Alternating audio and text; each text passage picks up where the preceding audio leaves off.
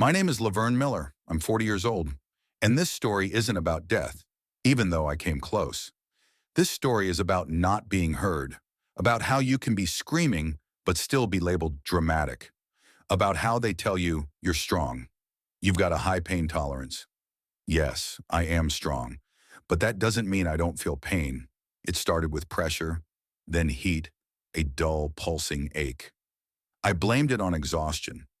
9 hours a day on my feet in a school cafeteria, cleaning trays, scooping pasta, wiping up ketchup and casserole. Who complains about abdominal pain? Who cares? I told myself. It'll pass. By day 3, I knew it wouldn't. The pain grew like a fire inside me. But I kept working. Miss a shift, you lose it. And my son had basketball tryouts. And the power bill was late. And fear of missing work was stronger than fear of a diagnosis. I went to the local clinic early in the morning. On the wall, "Your health is our priority." Inside, coldness. Not from the AC, from the stairs. The receptionist took my ID, glanced at my name, then at my skin. "Medicaid?" I nodded. She muttered something and slid my file into a lower drawer. I waited over an hour.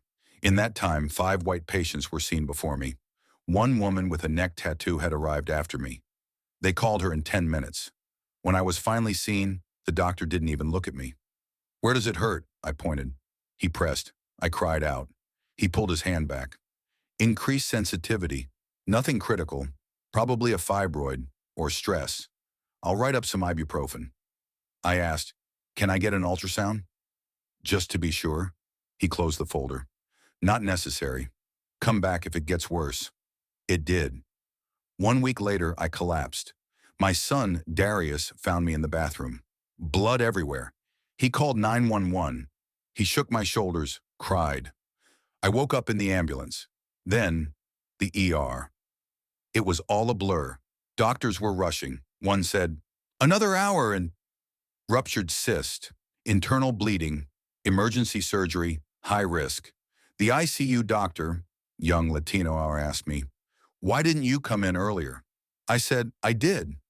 No one listened. They discharged me 2 days later. Basic coverage, minimal care, no apologies, no follow-up, just papers. I cried, not from pain, from humiliation, from the feeling that I was invisible, a number, a code in a chart. Not a woman, not a human being.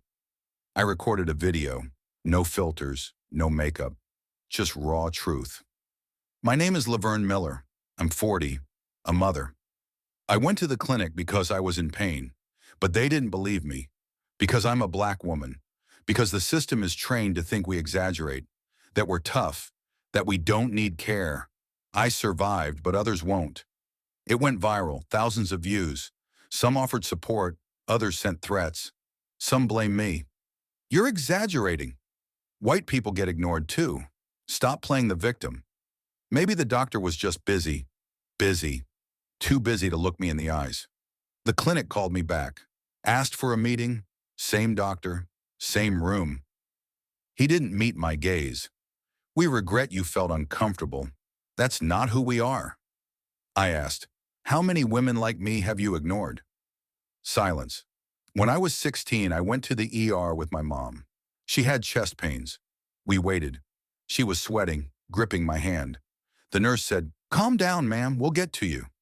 When they finally saw her, it was too late. Late-stage cancer. 8 months later, she was gone. They said, "You should have come sooner." We did. 3 weeks after surgery, I found a patient advocacy group. They helped me write an official complaint, sent letters to the clinic in the state medical board. 2 months later, a formal reply. Our investigation found no misconduct. It was like none of it mattered. Like my pain didn't count unless they said it did. I was invited to speak at a local health equity forum. 100 people in the audience. Some looked at their phones. Some looked at me. My name is Laverne Miller. I almost died from silence. Not from illness, but from the quiet surrounding it. I spoke about my mom, about myself, about the future, about how my son may grow up in a world where he'll have to scream to be heard. Then a young doctor stood up, Latino, and said, We have to start listening before the blood. 2 years passed. Darius got into college. He wants to be a doctor. I asked him why. Because you shouldn't have gone through that. No one should. I want to be the one who listens the first time. I smiled. Then I cried. Because in that moment I realized our pain is not just a scar, it's a seed. And if it's growing in him, maybe I did something right. If you hear my voice, pass it on, let it echo. So that one day when a woman says, I'm in pain, she won't have to wait until it's too late.